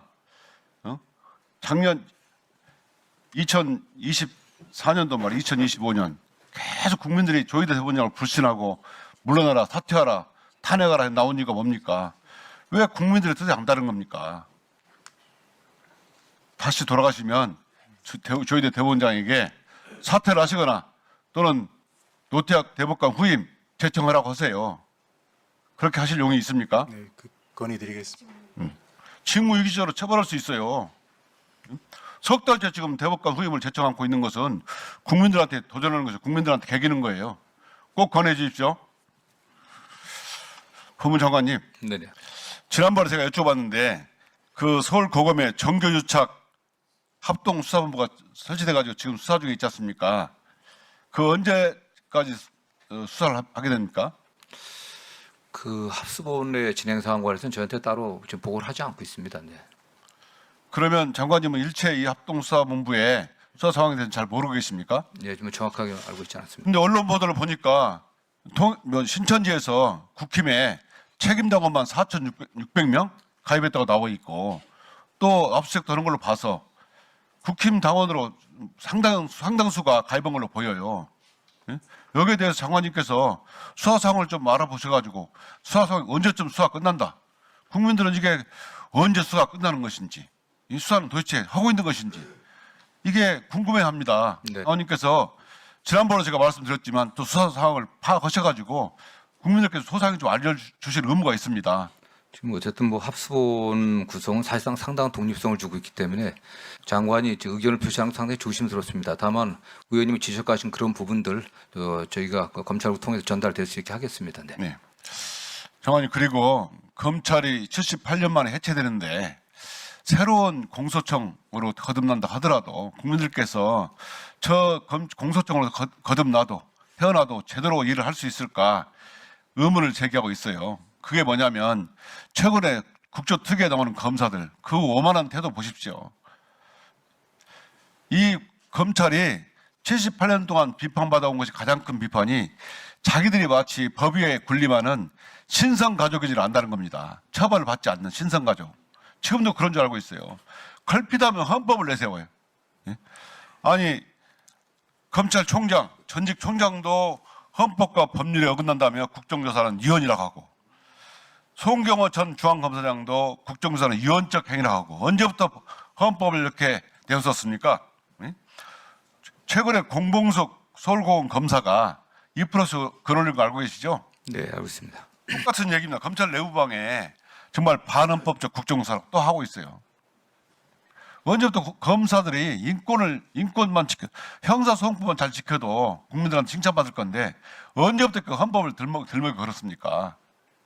장관님, 지금 공소청이 새로운 국민들로부터 신뢰를 받기 위해서라도 이 걸핏하면 국회에 맞서고 국민들 겁박하는 이 정치검사들 반드시 다시 감찰하시고 엄중 처벌하십시오. 예, 지금 뭐 저도 우리 검찰이 국민들로부터 엄청난 불신을 받는 정도 그걸 더 넘어갔고 완전히 또 신뢰를 잃었다고 저는 생각하고 있습니다. 저도 그런 면에서 장관 취임 이후에 우리 스스로 성찰하고 반성해야 된다. 그런 모습을 보여야 된다는 점 굉장히 강조를 하고 있습니다. 정말 그럼에도 불구하고 여전히 일부 검사들이 국민 앞에 겸손하지 못하고 또 반성하는 모습을 보이지 않는 데 대해서 매우 유감스럽게 생각합니다. 저희도 이런 문제들을 검찰이 중수청, 공수청으로 좀 분리돼서 새롭게 태어나야 되는데 그렇게 새로 태어날 때 정말 우리가 과거에 잘못된 수사 관행들, 과거에 잘못된 행적들을 깊이 반성하고 새롭게 국민들에게 본연의 국민 인권 보호의 그 임무에 좀 충실하겠다고 하는 그런 모습을 보여야 된다고 생각하고 있고요. 그걸 어떻게 해야 될지 많은 고민을 하고 있습니다. 네, 맞습니다. 네. 네, 다음은 나경원 의원님 토론해 주십시오. 법안에 대해서 말씀드립니다. 법안에 대해서 저희 당으로서는 뭐 보이스피싱이라든지 이런 범죄에 대해서는 우리가 특별한 구제 절차를 만들어야 된다는 부분에 대해서는 동의를 하지만 이 헌정질서 파괴 범죄가 포함이 되어 있고 이것이 전체적으로 무상 또는 현저한 저가로 기소된 경우에 정황을 알지 못하는 경우에도 독립 몰수 규정을 두어서 실질적으로 법적 안정성 부분을 해야 한다. 그래서 우리로서는 기권할 수밖에 없었다는 말씀 드리고요. 이것이 합의 처리되지 않았다는 것을 말씀을 드립니다. 장관님, 네. 이 지금 최근에 박상영 검사 직무정지했어요. 맞죠? 네. 네. 근데 박상영 검사가 지금 작년 9월부터 고검 인권 침해 점검 태스크포스 팀에서 이 조사받고 있죠? 네, 뭐 조사 또 대상자이지만 3번 정도 조사를 받았지만 조사에 제대로 응한 건 한 번 정도인 걸로 알고 있습니다. 아니 근데 왜 감찰이 종료가 안 됩니까? 뭐 그렇게 많이 뭐 연어 술 파티부터 시작해서 별것을 다 조사하고 뭐 했는데 이거 감찰 종료가 안 되는 것은 역시 박상영 검사를 이 뭐 감찰해서 징계할 만한 사유가 없다고 보여지기 때문에 고검에서 진행 종료를 못하는 거 아닙니까? 뭐 그렇지 않습니다. 다른 여러 가지 사유가 계속 추가되고 있기 때문에요. 아니 그렇다면 빨리빨리 종료하고 정리를 해야지. 이거는 종료하지 않으면서 직무정지를 떡하고 있어요. 지금 문제는 물론 뭐 과거에 이 검사들의 수사 관행에 대해서 잘못된 부분은 우리가 고쳐가야 되겠지만 이거 정치적인 이유로 검사 집단을 이렇게 짓밟아도 됩니까? 그렇지 않습니다. 저는 그렇지 않다. 자, 뭐 가능한 하나 더 최대한 물어보겠습니다. 절차를 지금 존중하고 이재명 있습니다. 대통령까지 나서서 수원지검에서 퇴장한 검사들을 징계해라. 이거 대통령이 이런 부분 나서는 게 맞겠습니까? 근데 이제 감찰위원회에서 이거 수사 저 감찰위원회에서 감찰 안 된다고 했더니 이제는 또 막 감찰위원회를 문제를 삼아요. 지금 대한민국이요 모든 질서가 무너지고 있습니다. 장관께서 이 어떻게 보면 보호벽을 쳐 주셔야 되는데 오히려 장관께서 이걸 조장하고 있어요. 그렇지 않습니까? 최근에 저는 박상영 누구보다도 그 장관 절차를 직무정지를 준수하려고 했고요. 노력하고 있습니다. 네. 자, 박상영 장관 직무정지를 했고, 자, 이게 어떤 문제가 생겼냐? 이 국제적으로 OECD 이 산하의 뇌물방지 작업반에서 WGB라고 하죠. 여기서 지금 우리나라의 수사력 저하 가능성 경고한 거 아시죠? 예, 알고 있습니다. 이거 얼마나 부끄러운 일입니까? 뭐 때려잡다가 뭐 한다고. 지금 이게 여러분들 사실은 이 뭐 대통령 죄 지우려다가 완전히 대한민국 이게 결국은 뭡니까? 국민들 민생 피해가 되는 거예요. 장관께서 원칙을 갖고 정리를 해 주셔야지. 이렇게 앞장서서 이제는 어떻게 보면은 먼저 앞장서서 이런 일을 이끌어가고 계시는 걸 보고 굉장히 실망스럽다는 그렇지 말씀을 않습니다. 드리고요. 자, 지금 대장동 사건 수사팀 1차 수사팀, 2차 수사팀까지 얘기하고 있는데 2차 수사팀 또 징계할 겁니까? 다 절차가 있습니다. 네. 아, 그래서 징계 뭐- 개시할 겁니까? 아니 어떤 국정조사 이후에 저희들이 그 결과에 따라 갖고 어떠한 조치가 필요한지 무슨 잘 조사가 검토해갖고 무슨 결과가 있겠습니까? 지금 국회는 민주당 마음대로인데 우리가 아무리 반대해도 국정조사 특위에서도 또 강행 통과하면은 아 문제가 있다 이런 통과를 시키겠죠. 그리고 나서는 지금 하면 할수록 제가 보니까 정말 문제가 있는 게 하나도 없는 거예요. 그런데 뭐 특위에서는 그렇게 뒤집어 씌우겠죠. 그러고 나서 특검법안 만들겠죠. 조작 수사했으니까 조작 수사에 관련된 사람들 다 수사해야 된다. 그리고 나서는 지금 공소 취소하겠다 이렇게 보여지는데 자 하나 물어봅시다. 공소 취소는 수사한 검사, 기소한 검사가 하는 게 맞는 것이죠? 법적으로. 법적으로는 검사가 제가 좀 조문 소송법이든 검사가 그냥 하기로 돼 있습니다. 그냥. 그러니까 검사가 하는데 자 특검 법안 그 검사라고 하는 것은 기소한 검사를 말한다고 봅니다. 그러니까 최혜병 특검에서 공소 취소 권한을 줄 수 있었던 것은 그 최혜병 특검에서 이제 기소하고 수사를 한 사안에 대해서 저는 공소 취소 권한, 기소 권한, 수사 권한, 기소 권한, 공소 취소 권한을 규정했던데 그거는 거기에 관련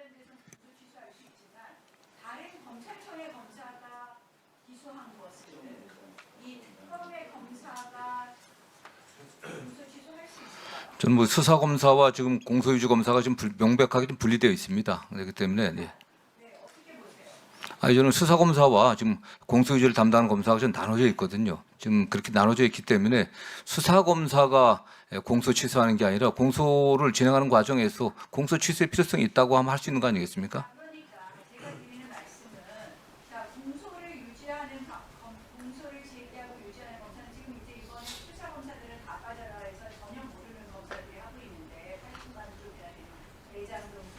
네, 마무리해 주십시오, 위원님.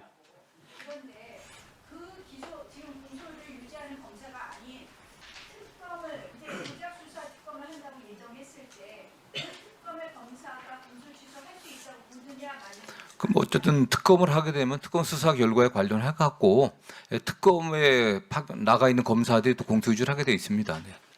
그러면 이 대장동 수사, 대장동 기소를 결국은 특검 검사가 한다? 그건 뭐 특검을 만들어도 조작 수사에 관한 특검이지 대장동 사건을 다시 특검하는 게 아닌데 그걸 갖다가 조작 수사를 하는 그 검사가 이 공소 취소를 하는 게 가능하다고 보세요? 저는 이거 법리적으로 안 맞다고. 아니 그렇지는 않아 보입니다. 네, 마무리해 주십시오.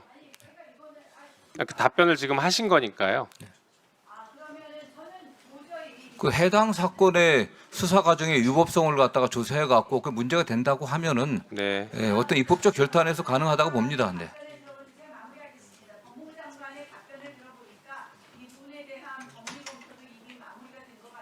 저희는 뭐 그럼 관련해 갖고 검토한 바가 전혀 없습니다. 네. 네.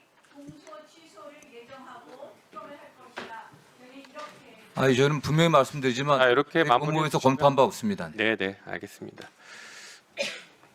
네, 잠깐 아까 그 수사력 저하 가능성 얘기하신 것 같은데 이렇게 조작을 하니까 수사력 저하 가능성이 문제되는 거 아닌가요? 장관님 어떻습니까? 예, 이제 뭐 검찰이 분명한 그 법과 원칙에 의해서 수사하는 이제 뭐 어쨌든 이렇게 조작이 드러나는데 무슨 되면은 수사력이 있습니까? 그렇게 돼야겠죠. 모든 수사. 과학 수사 하나도 안 하고 증인 참고인 불러서 협박하고 회유해서 허위 자백 받아내는데 수사력을 총 집중하고 있었는데 어떤 수사력이 나오겠습니까? 이제 뭐 그런 관점에서 진술에 접근해 관한 주시기 의존한 바랍니다. 수사는 이제 끝나야 됩니다. 네. 맞습니다. 과학 수사를 해야죠 이제.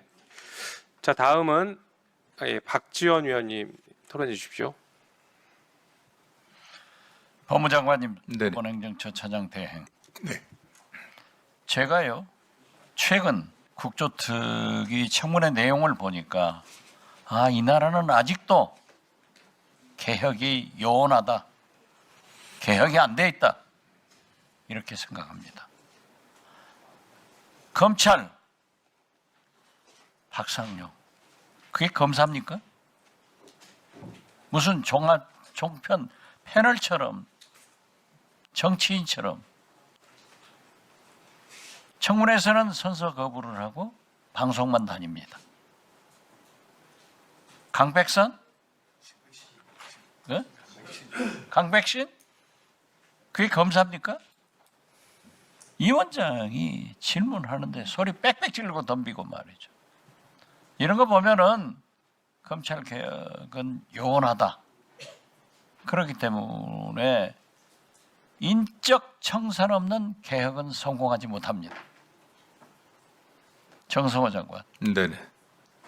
지금 안규백 국방장관은 관계된 장군들을 전부 직위해제 예편시키고 있습니다. 인적 청산을 하는 거예요. 그런데 현재 이 검찰 두고 개혁됩니까? 더욱이 가관은 이재명 정부에서 임명된 검찰총장 대행이 나와서 윤석열 검찰의 그 오만방자한 모습을 보고 거기를 보호하고 있어요. 저는 피가 거꾸로 올라가더라고요. 어떻게 저런 자가 이재명 정부의 검찰총장 대행이냐고요. 인적 청산에 대한 구체적 방안을 생각해 보신 적 있습니까? 예, 지금 뭐 국방부하고 물론 압니다. 차이가 공무원법이 좀 있습니다. 적용되고 네네. 그런데 어떻게 됐든 인적 청산을 하지 않고는 이 검찰이 바뀌지 않는다. 저는 그렇게 보는데 저 장관 취임 이후에 예. 뭐 인사권자를 비롯한 우리 여러분들의 의견도 듣고 또 현장 의견도 들어가고 좀 차근차근 해나가고 있습니다. 과거에 잘못 과감하게 하세요. 네. 어떻게 그런 자가 검찰총장 대행이냐고요. 그런 자가 어떻게 검찰총장 대행이냐고요. 이재명 정부에서 저는 인적 청산 없는 개혁을 안 된다. 꼭 서둘러 주시기 바랍니다. 저희도 상당한 노력을 하고 있습니다. 예. 법원행정처장 직무대행. 언제까지 직무대행이 국회에 나와야 됩니까? 지금 대법관 중에서 법원행정처장 할 사람이 하나도 없어요? 조희대 대법관이 리더십을 발휘하지 못하고 있는 거예요. 어떻게 된 거예요? 같이 건의드리겠습니다. 예? 그럼 대행으로 쭉 하는 거예요? 그렇진 않습니다. 예? 말씀해 보세요. 예, 계속 그 처장님을 지명해 달라고 말씀드리고 있습니다. 아니 그러니까 법원행정처장은 대법관 중에 한 분이 임명돼서 나오는 것 아니에요. 맞습니다. 그럼 국회를 무시해도 그렇지 한없이 대행 체제로 이게 뭐예요? 지금 현재 재직 중에 있는 대법관은 아무도 법원행정처장을 맡지 못합니까? 그렇지 않습니다. 못합니까? 이래서 나는 조희대 대법원장이 사법부에 있는 한 사법개혁 되지 않는다. 그래서 우리 민주당에서는 탄핵도 사퇴도 권고하는 거예요. 도대체 이게 뭡니까? 자, 대법관 아직 한 명을 못 임명하고 있는데, 물론 대통령께 제청하고 임명권자하고 조율을 해야 될 것 아니에요. 만약 국회에서 대법관 한 사람 인사청문회 안 하고 이렇게 자 됐으면은 별걸 다 활용하고 언론 활용해서 대법원이 완전히 마비됐다, 그렇게 할 거예요. 그럼 뭐 하는 거예요? 언제까지 할 거예요? 또 말씀드리겠습니다. 누구한테 말해요?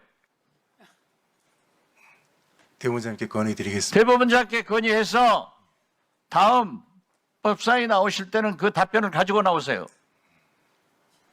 무슨 말인지 알겠어요? 네, 알겠습니다.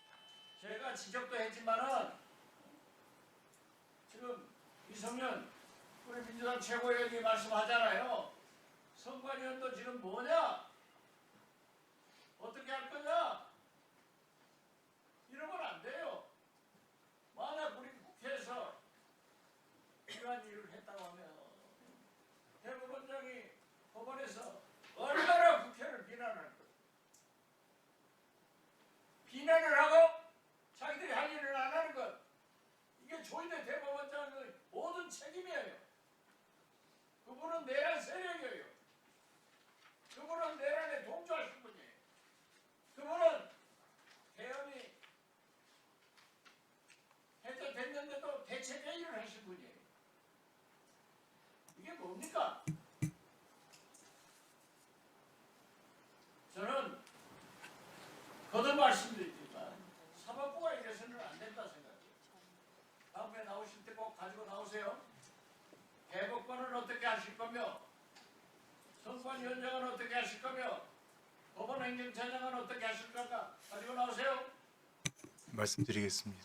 한 가지만, 사법부나 검찰의 관계없이 저는 1분 더 드리세요. 인권위원회 목 아프셔. 모임을 우리 민주당 의원들과 함께 시작해서 인권위 개혁을 부르짖고 있는 거예요.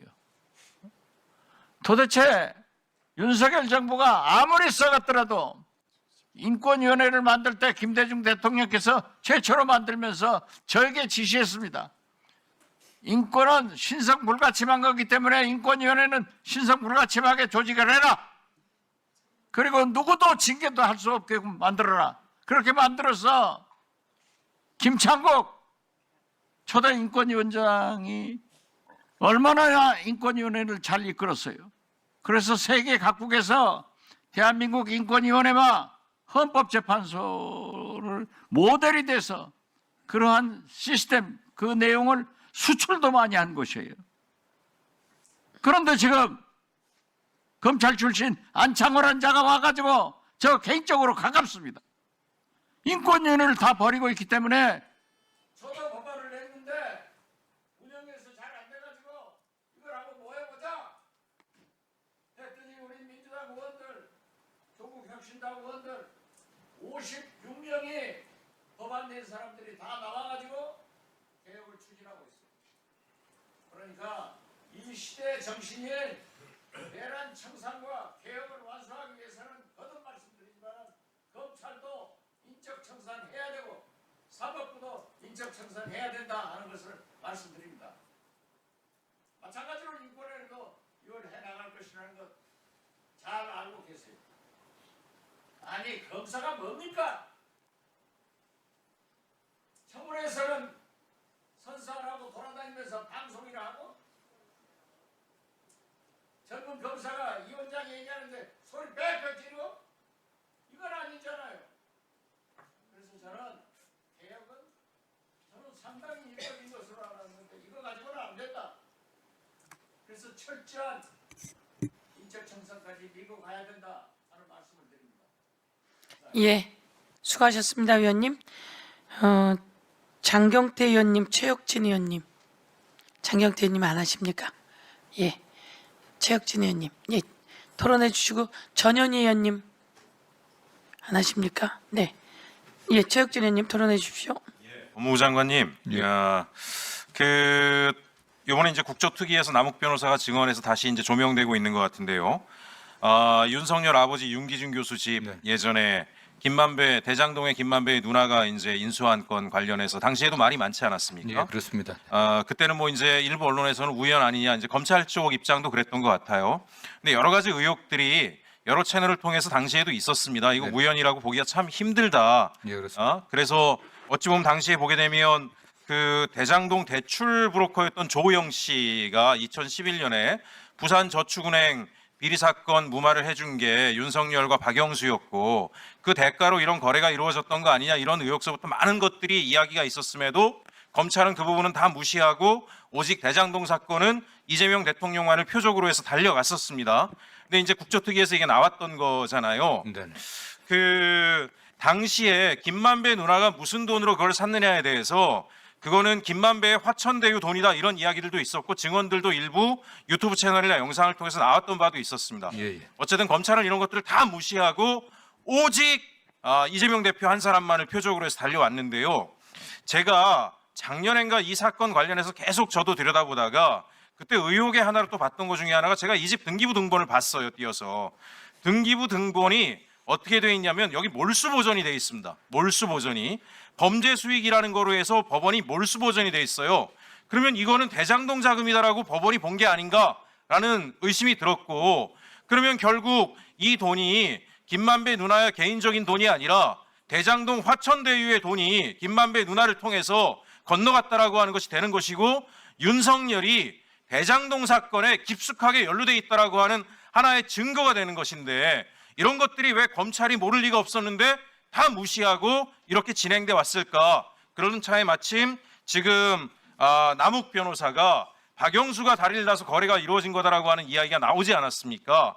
그래서 장관이 오늘 마침 이제 부패재산 몰수부터 해서 여러 가지 법안들이 되는데 저는 이 사건을 다시 들여다봐야 된다는 생각을 합니다. 그래서 2019년에 윤석열 아버지 윤기준 교수 집 거래뿐만이 아니라 당시에 이미 어떤 말까지 있었냐면 대장동의 그분은 이재명 대통령이 아니라 윤석열이다라고 하는 이야기가 공공연히 나왔음에도 불구하고 검찰은 전혀 이것을 지켜보거나 바라보지 않았다. 저는 만약에 이 조사 과정에서 대장동 수사팀이 이런 여러 가지 의혹의 정황들을 발견했음에도 불구하고 윤석열과 관련된 것들은 전부 다 발라내고 오히려 이재명 대표를 엮으려고 왜곡 조작했다라면 이 범죄는 정말 가중처벌돼야 될 정도로 심각한 범죄다라고 생각을 합니다.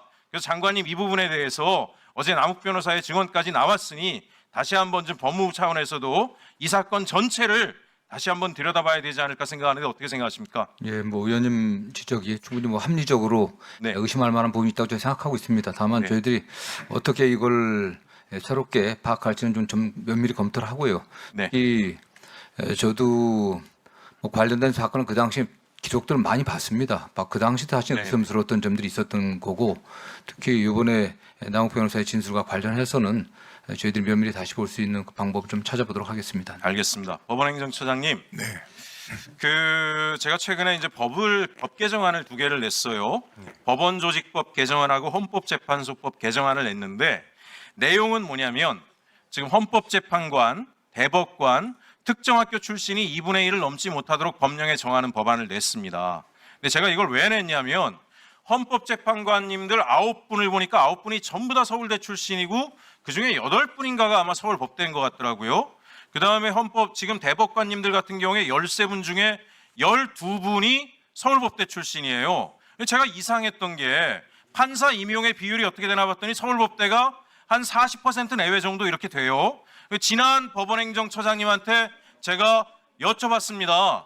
임용되는 판사가 출신 학교에 따라서 능력치의 차이가 많이 나냐?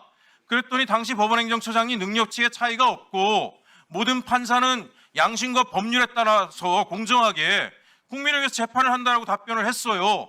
근데 왜 꼭대기에는 특정 학교만 가 있는지 전 도무지 이해가 안 가서 왜 이런 일이 벌어지는지 이것도 김만배 누나가 집을 사는 것처럼 우연의 우연인 건지 제가 법원행정처장님 오늘 이제 이 질문은 새로 오셨으니까 다시 물어봅니다. 도대체 판사들은 여러 대학에서 골고루 나오고 있는데 왜 헌법재판관과 대법관은 특정 대학 출신들이 다 하고 있는 이유가 뭐냐? 판사를 하다 보니까 특정 대학 출신들이 역량이 아주 탁월한가요? 이유가 뭡니까? 그 얘기를 좀 듣고 싶습니다. 예? 예, 그 위에관에서 뭐 말씀드리기는 어렵습니다만은 그 헌법재판소 재판관은 차치하더라도 대법원에 구성된 대법관의 구성은 다양화해야 된다라는 사회적 요구가 목소리가 크다는 것은 잘 알고 있습니다. 그럼 그에 대한 조치를 하시겠습니까? 제가 그걸 법 개정안에 대해서도 긍정적으로 바라보시겠습니까? 제 법안을 아직은 살펴보지 못했는데요. 그런 사회적 요구를 잘 알고 있으니까 그러한 관점에서 보도록 하겠습니다. 수고하셨습니다. 다음은 김용민 간사님 토론해 주십시오. 네, 장관님. 네네. 그 조금 전에 얘기가 몇 번 나왔는데 그 수원지검 검사 퇴정 관련해서 대통령께서도 엄정 감찰을 지시하셨고 우리 장관님께서도 또 강력하게 네. 지시를 하신 것으로 보도가 나옵니다. 맞습니까? 네, 그렇습니다. 예, 그런데 대검 감찰위에서 징계 못한다라고 부결을 시켰다라고 했어요. 이래서 검사 징계법 개정한 거 알고 계십니까? 네, 그렇습니다. 이럴까봐 개정한 거 알고 계시죠? 네네. 그동안에는 검사가 잘못하면 검찰총장만 징계 청구가 가능했는데 지금은 법이 개정돼서 법무부 장관께서도 직접 징계위에 회부할 수 있습니다. 저희도 그래서 관련 기록들을 좀 법무부에서 좀 보려고 하고 있습니다. 그렇죠. 그러니까 이게 끝이 아니고 장관님께서 직접 행사하실 수 있는 권한이 있으니까 적극적으로 행사해 주시기 바랍니다. 네, 알겠습니다. 네. 자, 그리고 영화숙 그 재생원 사건을 좀 얘기하려고 합니다. 이 들어보셨죠? 네, 저 정확한 내용은 잘 모르고 있습니다. 네, 간단히 말씀드리면 예전에 1951년도에 그 영화숙이라는 기관이 있었는데 당시에 이제 15세 미만 아이들 그 불황자들을 수용하는 부산에 있는 시설이었습니다. 예전 형제복지원 사건 기억하실 겁니다. 비슷한 것인데요. 영화숙이라고 해서 당시 15세 미만 아이를 마구잡이로 잡아다가 수용을 했어요. 수용 실적 때문에 아마 그랬을 것 같은데 그 이후에 이게 재생원으로 확대가 됐고 이제 수많은 아동들의 인권 침해가 문제가 됐습니다.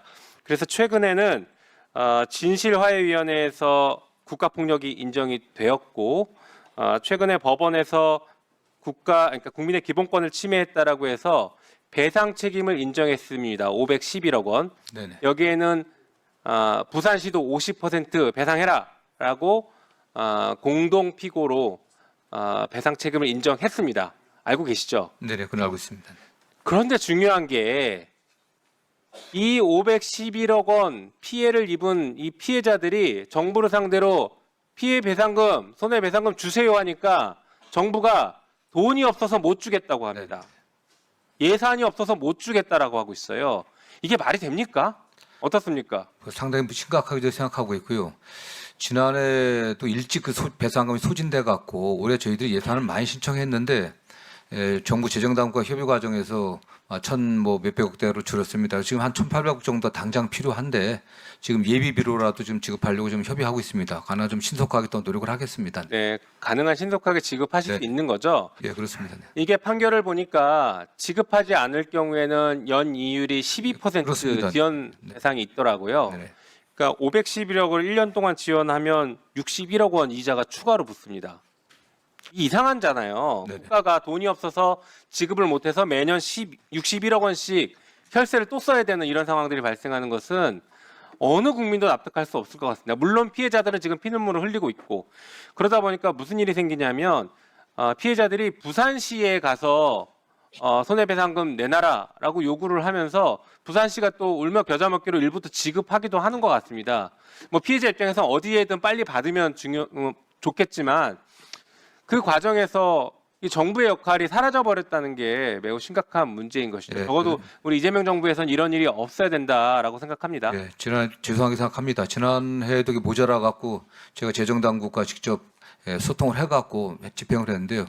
기획예산처에 좀 강력하게 요청을 해갖고 예비비 집행할 수 있도록 하겠습니다. 네. 네, 장관님 말씀을 저도 적극적으로 믿고 잘 해결되기를 기대하고 네네, 있겠습니다. 신속하게 하겠습니다. 네. 네. 그리고 마지막으로 하나만 더 질의 드려볼게요. 이게 오늘자 기사인데 보안 수사도 수사 요구도 못하는 검찰 공무원 13억 뇌물 불기소 뭐 이런 기사가 있습니다. 알고 계시죠? 좀 내용 제목만 이게 아마 봤습니다. 공수처에서 감사원 직원에 대해서 그 내용은 알고 있습니다. 뇌물죄로 기소 의견 송치했는데 보안 수사 못하고 뭐 그래서 결국에는 불기소했다. 일부 불기소했다. 그래서 검사가 직접 보안 수사해야 되는 것 아니냐라는 뉘앙스의 이제 보도가 난 것 같습니다. 네. 그래서 공수처에 좀 확인을 해봤더니 이게 2005년경에 그러니까 23년에 이미 공수처가 검찰에 공소제기 요구를 했고 24년 1월 달에 검찰이 공수처에게 보완 수사 요구를 했는데 관련된 규정이 없어서 보완 수사를 할 수 없다. 만약에 보완 수사를 하면 이게 위법 수집 증거가 될 수 있다라는 취지에서 보완 수사를 못 한다라는 회신을 한 것 같습니다. 네네. 그래서 여기에 대해서는 더 논의가 필요한 것 같고 문제는 그 이후에 검찰이 1년 정도를 그럼 직접 보완 수사하면 되는데 안 했어요. 1분 더 주십시오. 검찰이 1년 동안 직접 수사를 통해서 보완 수사하면 되는데 그동안 안 하고 시간 끌고 있었습니다. 그러다가 25년 1월 달에 내란 사건에서 그런 결정이 한번 나왔죠. 공수처의 공소제기 요구 사건에 대해서 검찰의 보완 수사가 근거 없다라는 결정이 내란 사건 때 드디어 나오기 시작했습니다. 그래서 그 뒤로는 이런 사건에서 검찰이 보완 수사하기 어렵다라는 사법 판단이 있다라고 지금 검찰이 주장을 하는데 그건 이해가 됩니다. 25년 1월 이후에는. 네. 그런데 그 전에 이거 이미 1년 동안 보완 수사권을 행사할 수 있었고 이미 검찰은 그 전에도 서울시 그리고 부산시 교육감 사건, 그다음에 송영무 전 국방부 장관 사건에서 이미 보완 수사권을 다 했어요. 했는데 유독 이 사건에서 보완 수사권 행사하지 않고 있다가 이번에 문제가 되니까 우리가 보완 수사를 할 수 없어서 그럽니다라고 갑자기 핑계를 대기 시작합니다. 이거 잘못된 주장 아닌가요? 예, 저도 하여튼 그거 관련해서는 문제점이 뭐가 있는지 좀 파악해 보려고 하고 있습니다. 네, 잘 한번 파악해 주시죠. 예, 예. 네. 예, 수고하셨습니다. 네. 알겠습니다. 일단 좀 다시 보겠습니다. 네네. 예, 다음 제가 잠깐 좀 법무부 장관님께 드릴 말씀이 있어서요. 한번 들어봐 주세요. 네. 있었던 일처럼 하더니 이제 재창용 얘기를 꺼내더라고요. 재창용 얘기를 꺼내더라고요. 저희가 이걸 재창형으로 들립니다. 그렇죠. 오늘 들어보니까 재창형으로 들리긴 하지만 네. 이게 뭐냐면 이재명 그 대장동 관련해서 1기 수사팀이 만든 목록에 정령하게 10년간 녹취록이에요. 녹취록에 재창형이라고 그들하고 이야기하는 사람이 있는 거죠. 재창형이라고 얘기했는데 이게 2기 수사팀으로 윤석열 2022년 5월에 대통령 되자마자 구성된 송경호, 강백신, 어미준 이 사람들이 수사하면서 만든 녹취록에는 이제 재창형 얘기를 꺼내더라고요 라는 게 이제 실장님 얘기를 꺼내더라고요 로 바뀌면서 정진상 실장 수사가 됩니다. 근데 이제 이 사람들이 내놓은 수사 기록 녹취록 자료에는 실장님이라고 써놨는데 이들이 만든 2기 수사팀 자료에 근데 원래 재창형이라고 돼 있는데 이게 우리 무슨 얘기인지도 몰랐어요. 재창형 실장님 한 번 더 들어봐 주세요. 있었던 일처럼 하더니 이제 재창용 얘기를 꺼내더라고요.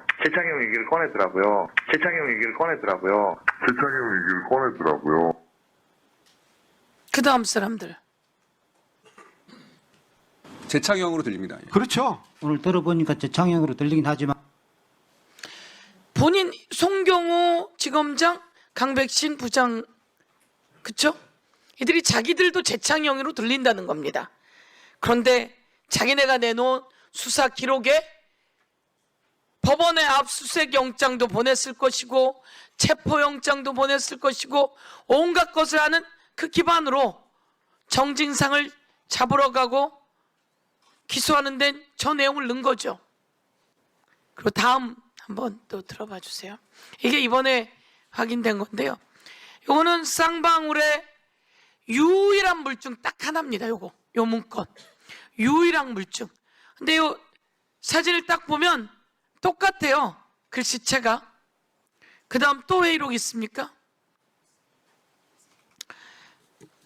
이 회의록은 제가 들고 있는데 이 회의록은 전부 다 저걸 넘기면 저거는 하얏트 리젠시 저게 있던 곳에서 일본에서도 똑같은 문건, 홍콩 마카오에서도 똑같은 문건, 시애틀에서도 똑같은 문건, 똑같은 거예요. 유일한 문건인데, 물증인데. 근데 그걸 어디서 썼냐?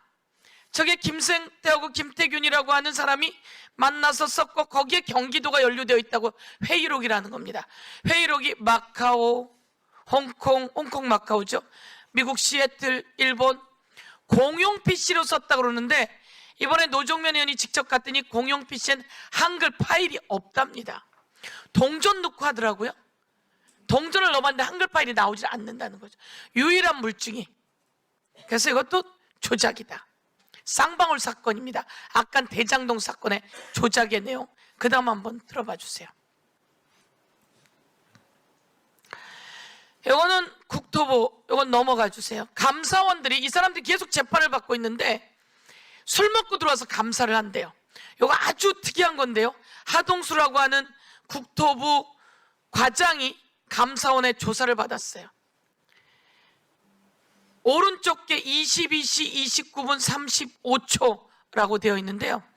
요거는 보고를 받은 내용입니다. 부동산 상황이 이렇습니다. 보고를 20년 11월 27일 날 보고를 22시에 받아요. 그리고 조작해라라고 지시를 내린 게 17시라는 겁니다. 그러니까 이런 수사 기록이 올라간 거고, 다음 거 한번 넘겨봐 주세요. 요거는 그 사람이 저 이런 얘기 한 적 없어요 라고 다 지웠대요. 지장 자국 있죠? 네모칸에 있는 거 지웠는데 나중에 이 수사 보고서에 올라가 있더라는 겁니다. 마지막 한 번만 더. 마지막. 예, 들어봐 주세요. 요거는 이제 김규현. 요게 마지막. 대통령께서 그것은 고발하는 것이 바람직하다는 말씀이 있었고, 한 번만 더 눌러봐 주세요. 대통령께서 그것은 고발하는 것이 바람직하다는 말씀이 있었고, 어제 나온 말입니다. 김규현 국정원장이 대통령께서 서해 사건 관련해서 박지원 원장님 관련해서 삭제하라고 지시한 적이 없다는 거 아닙니까? 노은채도 삭제라는 지시를 받은 적이 없다 그러고, 박지원은 지시한 적이 없고 노은채도 받은 적이 없고, 그런데 밑에 있는 3차장부터 지시를 받은 것처럼, 회수인 것처럼 애매하게 하는데, 이런 걸 아무것도 모르는 김규현 원장은 지시했다고만 보고를 받고 이걸 윤석열에게, 대통령에게 보고한다며 22년 7월 5일 9시 30분에 보고하러 들고 갔습니다. 그리고 그 사람의 원본 글씨가 있는데, 이건 우리가 만든 글씨고요. 대통령 보고 고발 지시에 있어서 물었더니 어제 나와서 하는 얘기가 이게 그 필체입니다. 대통령이 고발하라고 지시했습니다 라고. 아까 육성 들으셨죠? 이 정도가 저희가 어떻든 뭐 많은 게 나왔지만 제가 몇 가지만 좀 보여드리면서요. 이 서해 관련해서는 법원이 그것도 지기현 판사가 다 무죄를 때립니다. 그런데 또 불구하고 이 고발 지시가 있었다는 내용이 나왔다는 걸 보고드리고, 전 이렇게 말씀을 좀 여러분께 알려드린다고 하고요. 제가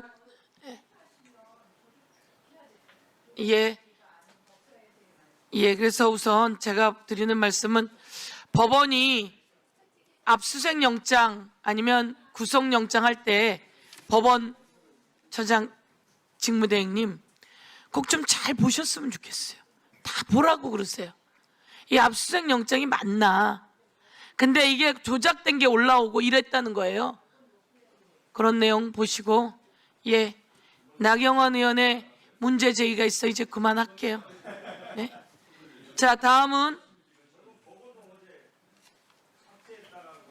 요거 가면 되죠? 네. 다음은 의결할 순서입니다만, 국회법 제58조 제5항 및 제79조의 2 제3항에 따라 축조 심사 및 비용 축에서 생략 의결하도록 하겠습니다. 그러면 오늘 의결할 법률안에 대해 축조 심사 및 비용 축에서 제출을 생략하고자 하는데 이의 없으십니까? 가결되었음을 선포합니다. 이에 대해서는 이가 없고 넘어가고, 그러면 의결하도록 하겠습니다. 범죄수익은닉규제법 대안 관련해 의사일정 제108항부터 제113항까지의 법률안은 각각 본회의 부의하지 아니하고 소위원회에서 심사 보고한 내용과 토론 과정에서의 논의된 내용을 반영하여 이를 통합 조정한 의사일정 제114항 범죄 수익 은닉의 규제 및 처벌 등에 관한 법률 일부 개정 법률안 대안을 제안하고자 하는데 이의 없습니까? 가결되었음을 선포합니다. 이에 있다고 하셨습니까? 예. 이미 쳤는데 한번 다시 하겠습니다. 그러면 이에 대해서는 이의가 있으므로 국회법에 따라 것으로 표결합니다. 먼저 찬성하는 위원님 손을 들어주시기 바랍니다.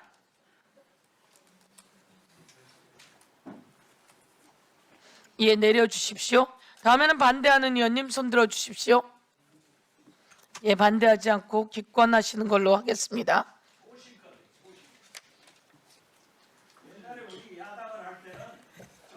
그럼 다시 표결 결과를 말씀드리겠습니다. 재석위원 총 13인 중 찬성 11인, 기권 2인으로 가결되었음을 선포합니다.